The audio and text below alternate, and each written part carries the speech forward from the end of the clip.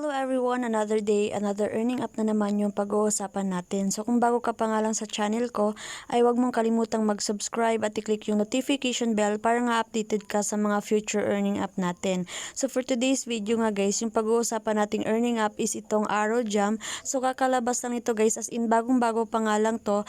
Na-release to last August 6, 2026. So dito nga sa app na to guys, is kikita tayo through playing. So papakita ko sa inyo ngayon guys kung paano natin to lalaro. So click lang natin to.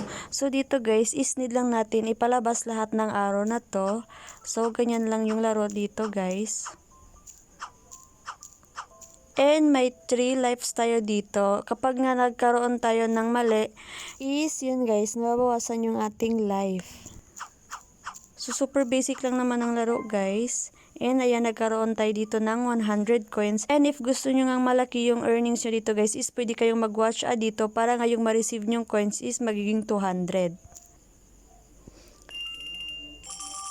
So, if first time nyo pa nga lang tong ma-install guys, is bibigyan niya kayo ng 10,000 na coins para nga makapag-withdraw kayo dito. And yung minimum withdrawal dito guys is 0.2. And yung maximum withdrawal naman dito guys is 500 Gcash. So, yung withdrawal nila dito guys is through Gcash lang. And another way guys, para kumita tayo dito is may offer sila dito. So dito guys is kikita tayo dito through tasking. So need lang natin tong i-install and laruin para nga makakuha tayo dito ng 7,000 na coins. And another way naman guys is dito sa pa-daily task nila. So dito sa pa-daily task nila guys is maaari tayong makaka-cash out dito ng 100 green money kapag nga nakapag-invite tayo ng ating mga friends.